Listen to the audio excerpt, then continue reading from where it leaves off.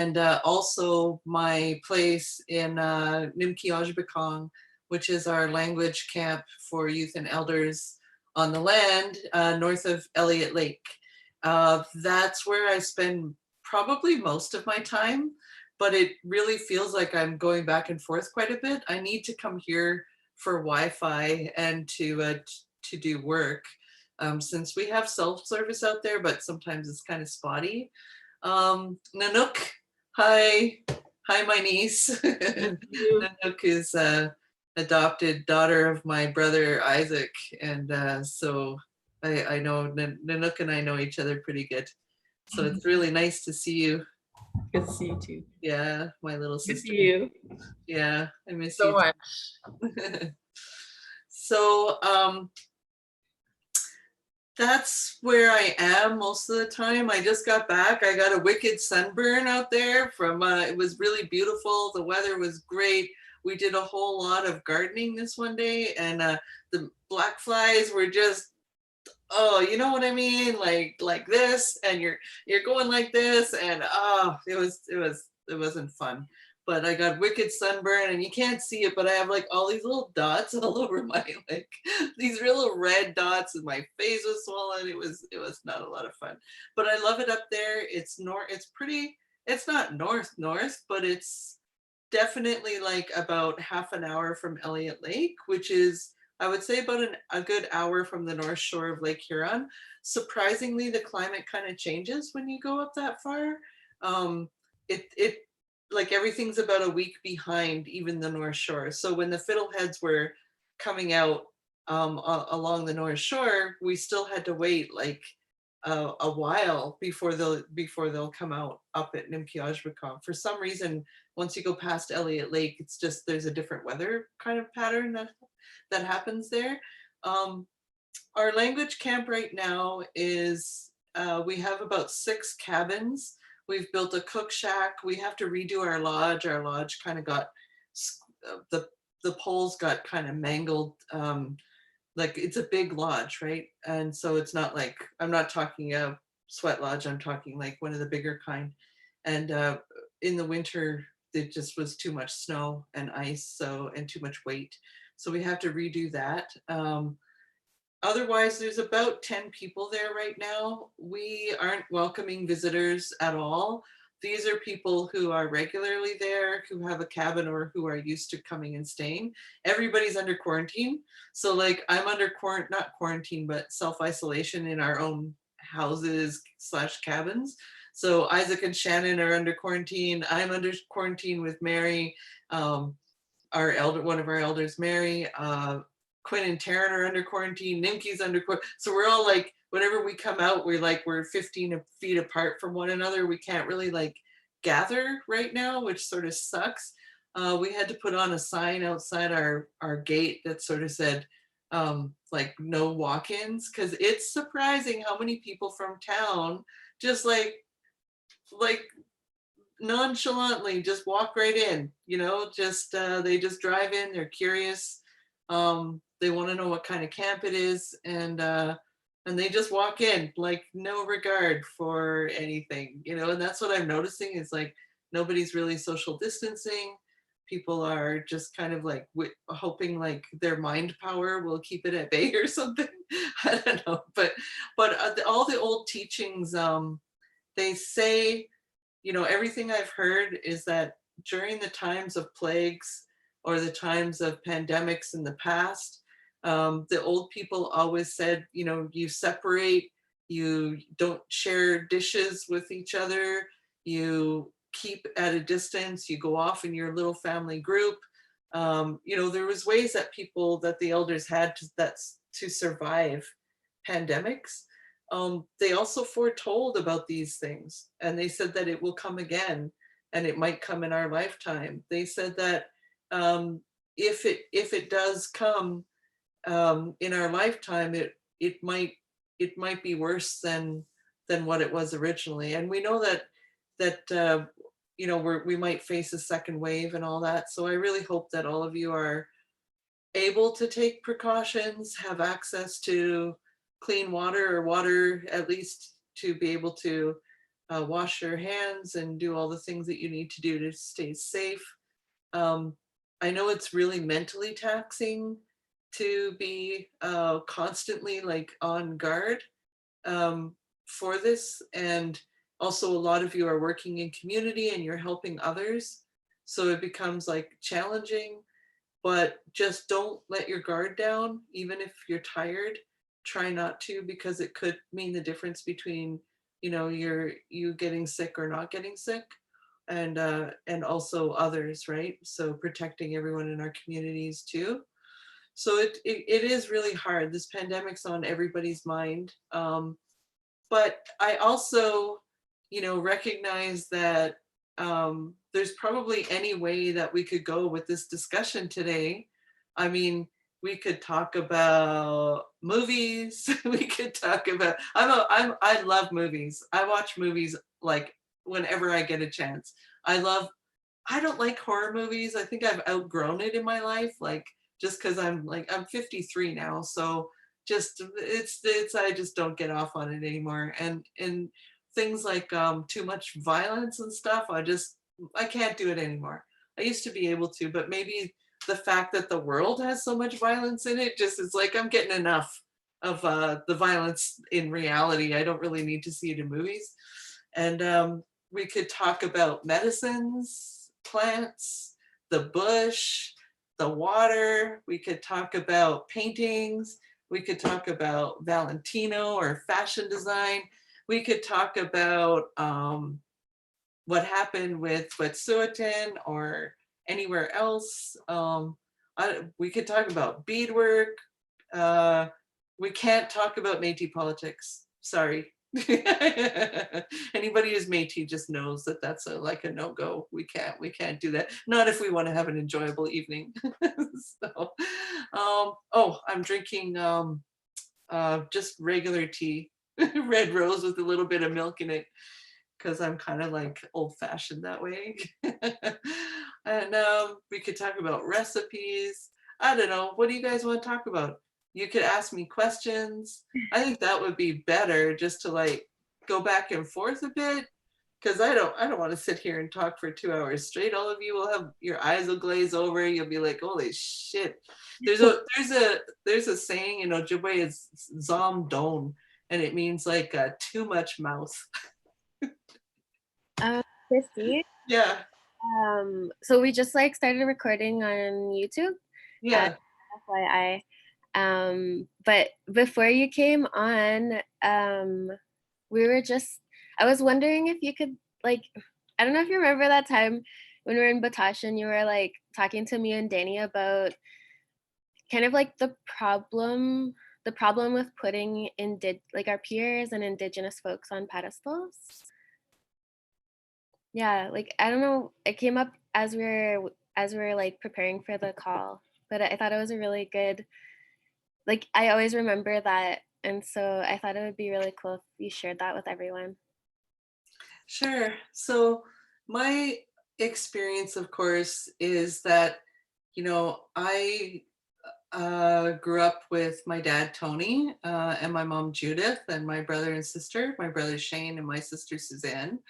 Um, we grew up in a house where, uh, we kind of got kicked out of a house once, and we lost our house, and the repo man came and took the car, and there was so many bills that were owed at one point. My dad and mom had this code on the telephone, where he would hang up, he would dial, it would ring twice, he'd hang up, and then he'd recall again. And then my mom knew that she was okay to pick up the phone, because there were so many like bill collectors or credit people on the phone trying to get a hold of them. So, like the thing is that I remember I was with a friend once, and there was this really kind of, I guess, a person that's very well known in our communities, and they were feeling like not shy to go talk to them, but scared that they might say the wrong thing, or feeling like they might be reprimanded from that person or something along those lines. And then they proceeded to say how great they were, but then also it was almost suggested like that if they had any human qualities that they weren't so great. And I was like, okay, wait, stop. Don't do that to anybody. Like, don't put anybody up on a pedestal above yourself, because the only place, it's not, first of all, it's not fair to them, right? Because the only place that they can go is down. once you put them up, like where can they go from there? The only place they can go is down. So it's like you put them up on a pedestal, you praise them, and then when you find out they're human with human faults, they fall down, and then you criticize them for that. Don't do that. And then also don't ever put yourself down to think that anybody else is above you. You know, everybody is equal, everybody's the same. It's only that some people are older and some people are younger, and sometimes the people that are older have made a lot of mistakes in their life, like me. And when you've made a lot of mistakes, hopefully you've learned from them, and then that's how you gain your wisdom, is by failing really hard. So when you fail a lot and you make lots of mistakes and you have lots of regrets, boy, are you ever smart after that, hopefully. And sometimes that happens when you're younger, faster, you know. So age doesn't matter, but that's all I have to say about that. Is just don't put anybody up on a pedestal, and don't think that anyone is above you. Don't think anyone's below you either, but don't think anyone's above you. Always maintain that in our communities, amongst our people, our families, we're all equal. We all have some gifts. We all have something to contribute. We all have something beautiful that we can bring to the circle. And that's what we have to maintain all the time.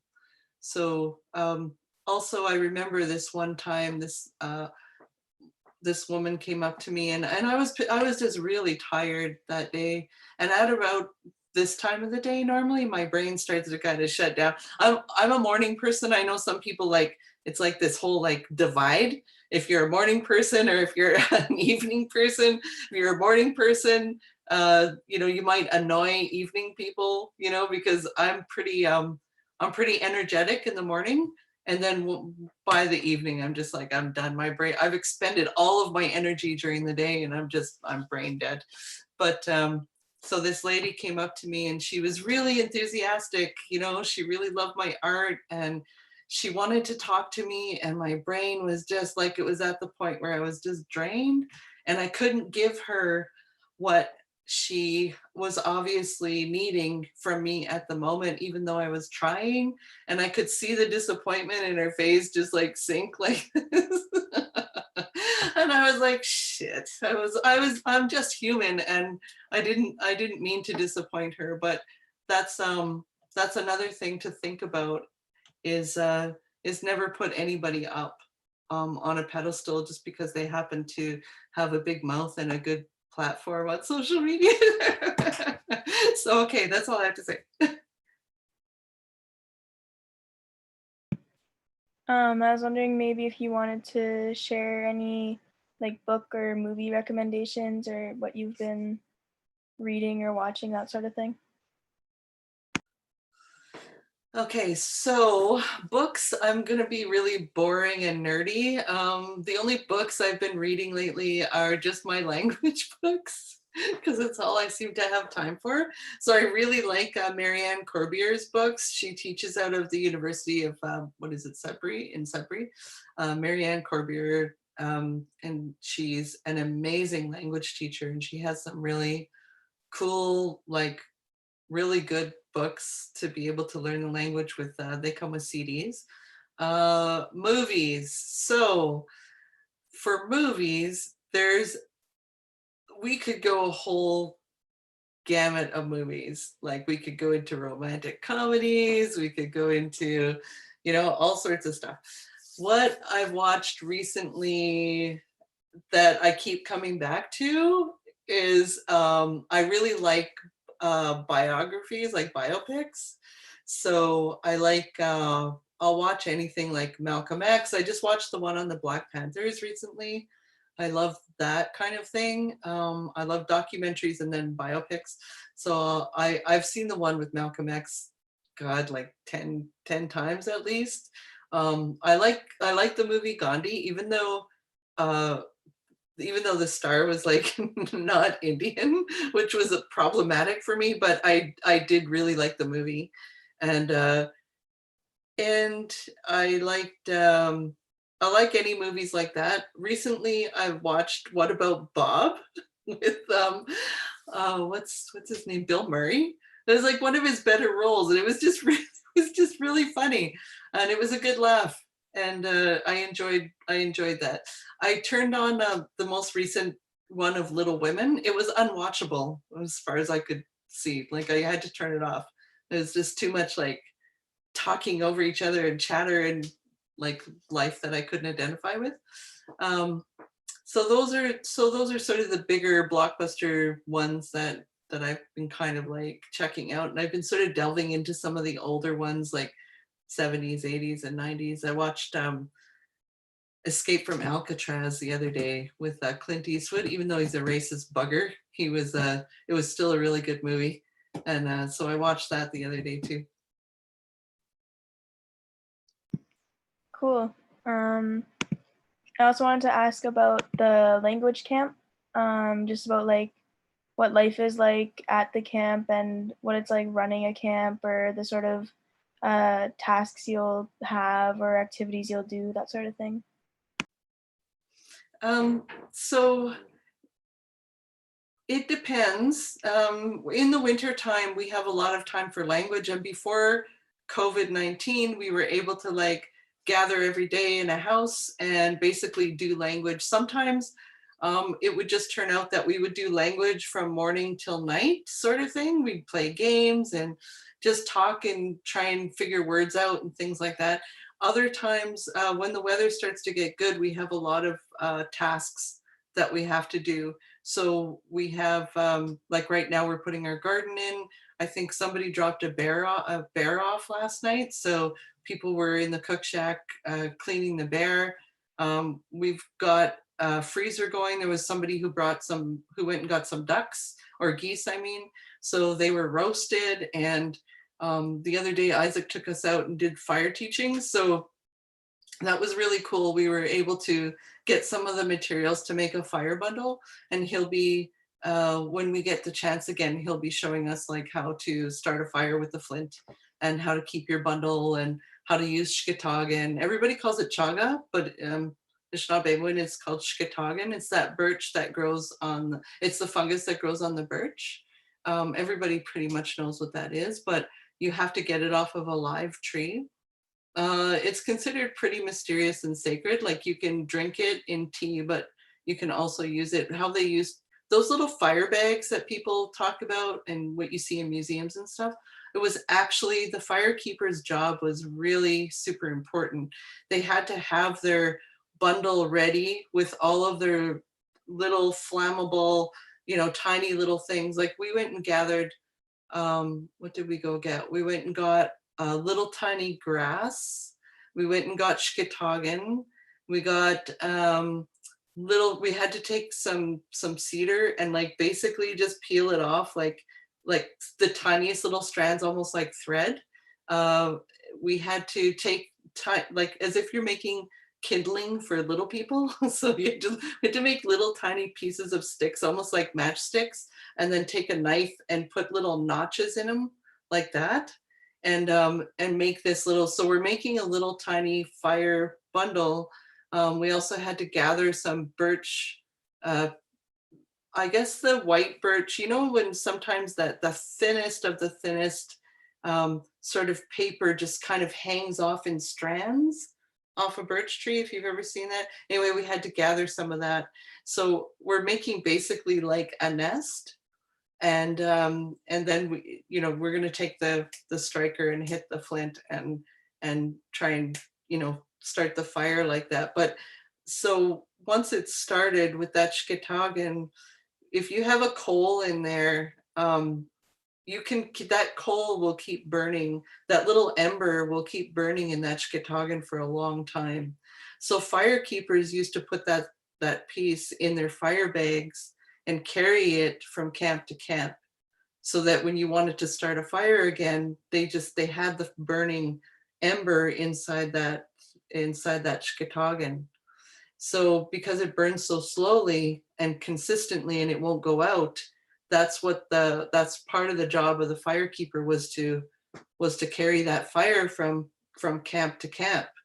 And oftentimes you'll hear people talk about coals, as they'll even spiritually, you take a coal from your old fire and you bring it to your new fire. I know Maria talks about that quite a bit. When I fasted for the first time, she said I had to take a coal from my first fasting fire and keep that coal, not lit or anything. I mean, we're talking about just a black coal. And then you keep it until you fast again, and then you use that coal to start your new fire on.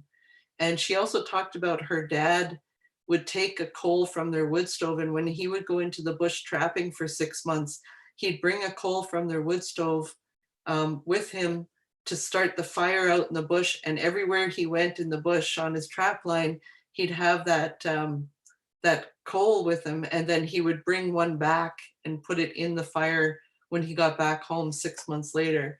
And it was always so that he could find his way home.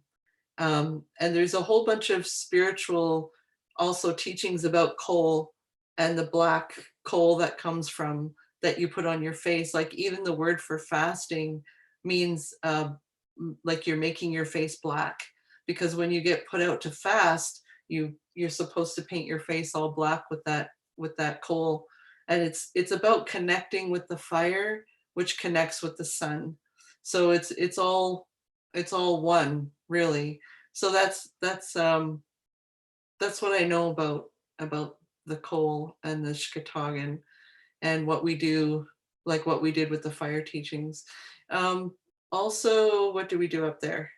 Well, fish and just smoked fish. Taryn and Quinn were working on a hide the other day, and Nimki came in and they finished fleshing the hide. Now it's there drying. So we're doing hides, we're doing baskets, we're doing all sorts of things. And then everything we do, we're trying to ask how you say that in the language and get a glossary of words. And basically we're just living by the seasons. The calendar is clashing like big time. The Western world really clashes with on the land living. And so it's really difficult to try and live in both worlds, because like if the blueberries are ready, you have to spend the day doing the blueberries. If somebody brings in a bunch of fish, then you gotta take the time to help with that. And so this, if wood is required to season, you have to stack your wood and get it ready like now so that it's ready for the winter. And if it's going to be a big rainstorm, then you have to prepare for that. If it's going to be a big ice storm, you got to prepare for that. So living by the seasons and by the weather, making your bundle to make your offering for water, at a certain time before the thunders come. All of those things are not in line with, September, October, November, December. Like they're not in line with the months of the calendar. They're not in line with the Western world. And so it becomes really difficult. And I can see why children are not getting what they need in terms of language and in terms of, they're not getting what they need in terms of being on the land and lessons, because the school, the classroom and the school schedule clashes with the land schedule. And that makes me really sad, because I'm watching whole communities where none of the children are speaking the language. And I'm wondering how's that going to reverse? How's it going to change? Because the trajectory right now is that a lot of communities are on fast track to have no language speakers. And that's pretty alarming. So we're trying. It's not a foolproof thing. Yeah.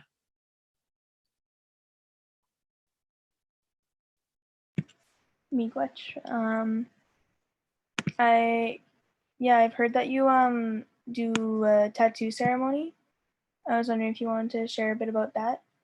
And also, if anybody else had any questions, just to type them in the chat. Okay, so the tattooing, a lot of people, I have no judgment about people who tattoo with machines or tattoo by hand poke, tattoo with a smudge, tattoo while they smoke dope. I don't care. It's up to them.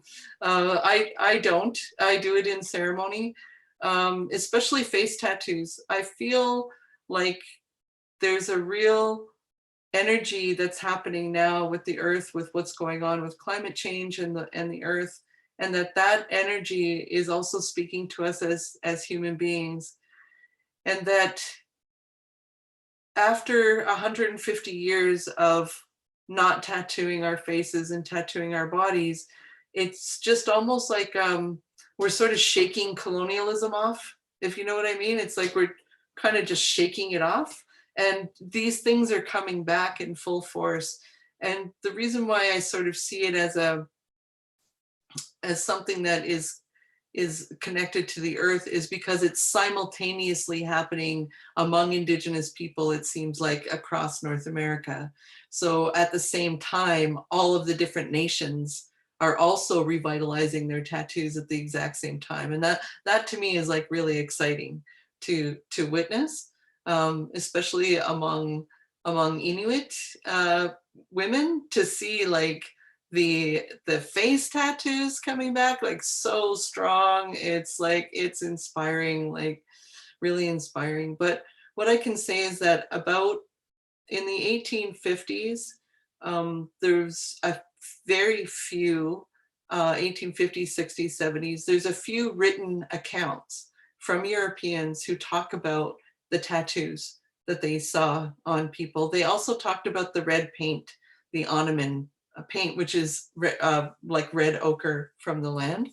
And they, all across North America, people were putting this earth on their scalps, they're putting them on their foreheads, they're putting them here, they're making markings here for tattooing, making markings here for tattooing a lot of times. And these points here also coincide a lot with migraine things. When people get acupuncture, or they get cuts. Sometimes they'll get little cuts here, and that's to relieve some pressure. So there's a lot of, like, I think, health reasons why people were getting tattoos. Also spiritual reasons. People are having dreams about them. And about 1850, I think, there was accounts of people tattooing and wearing that red paint. And the what happened with the red paint anyway is that it started being traded by Europeans as well, because it was so highly prized. The very red earth that made the paint, like this red ornament, the ochre, was highly prized by a lot of different tribes across North America. And so it was being traded north and south and east and west amongst us all, amongst our nations. And then Europeans wanted to get in on that trade. And so even in their logs, their books, they started recording the importing of vermilion and the trade to Indigenous people of red paint. But the problem is that in Europe, because they only painted their barns and their boats and their things like that with the paint, they had no problem. They mixed it with lead. So they cut the vermilion 50-50 with lead. Whereas, so when they brought it in to like be traded, we were getting those goods, and then we were painting our faces with them. Well, of course, people were getting lead poisoning. And as that was happening, lead poisoning causes blindness, it causes teeth to fall out, it causes all sorts of things. And so then the government and the churches were using that to say, look at your pagan ways, it's causing you to go blind, it's causing you to lose your teeth or be sick or die or whatever. And so it was, I think one of the presidents back then actually wrote to the church people and to his people to try and discourage the savages, quote unquote, from using these these pagan practices and to make them stop painting their faces. So around 1850 is when it stopped kind of happening a lot. And of course, we know what was happening amongst across North America with everybody. So it seems to me like if we think 1850 to now, it's 170 years. 170 years isn't really that long in the grand scheme of things. And you think about like that, it just, you can't have people painting their faces for 10,000 years. And then all of a sudden, you know, they were only able to keep it down for 150 years. And now everybody's just starting to do it again. So it's in our blood memory is the way I look at it. The ceremony itself, I tattoo with singers. I go by people's dreams. I get singers to be there to help, and people are singing all the time while the person's getting tattooed. And then they're stood up at the end and they face the four directions. They reintroduce themselves to the four directions. So because they're new, they're like reborn again with these fresh markings on their face. They're reintroducing themselves to their helpers and their ancestors. And people do say that they feel different when they get their tattoos. I think that there's a real connection that happens between your ancestors, your helpers, your path in life that you're supposed to be on. And that happens through the tattooing process. It's a little bit hard to describe, but basically that's it. There's tobacco offered, there's smudge, there's a feast, there's offerings made, all of those things. That's pretty cool. Yeah, I wanted to say miigwech for sharing with us as we're coming close to 7 now. Pretty cool hearing all your teachings and stories. Miigwech for sharing, miigwech for coming to talk with us. I just wanted to give time if anybody had any final questions. Feel free. I was thinking, okay, so I came across this image, like someone must have painted of one of my relatives, like long time ago. Like I think it would have been like my great grandma or something.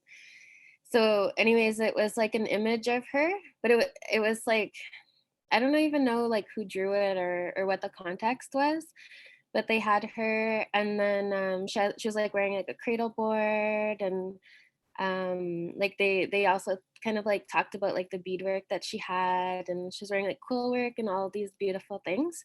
But then she also had like her ears were fully like pierced with copper. I think it may have been gold or copper, but yeah, her whole like earlobe was like just full of like piercings.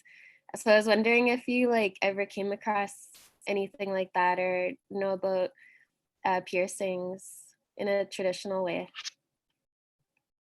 No, the only piercing I know about is like Sundance piercings. That's the only ones I know about. I don't know about like piercings, although I'm like my ears are pierced or whatever, but I don't know about them. Yeah.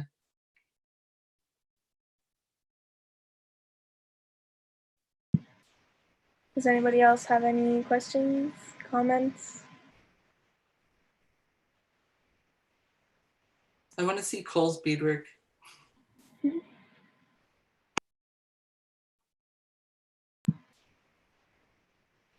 You say Cole's?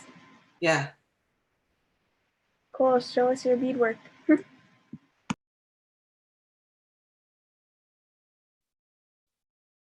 Oh, I always talk before I unmute myself. It's like a habit. But yeah, I was working on some earrings.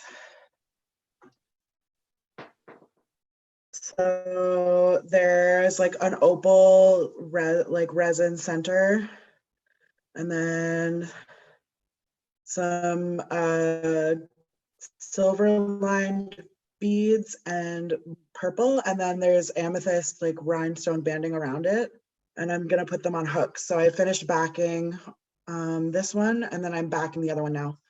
So I almost got a whole pair done in our talk. So miigwech for asking. What's that, Evelyn? Evelyn, what did you just hold up? This is my beadwork. This is the only thing that's been beaded so far, but it's a medallion that I'm gonna put on my regalia. So Oh, wait, how big is that? pretty big. That might be the biggest medallion I think I've ever seen. Yeah, well, we'll see how far I get with it. Does anybody have any other questions or anything show and tell? Hey, what are you working on? Kaylee. I am like recording like a tutorial because the webinar is tomorrow for earrings. So I'm just trying to finish, like I've done everything on video. That's why my sister was above me recording, because I'm trying to do like simple studs and have them have all the videos so it's easier because you can share a screen. So it'll be easier for the people watching rather than me being like, okay, do this now try. Like, so yeah, I'm just making these studs, trying to finish them today because it's tomorrow. So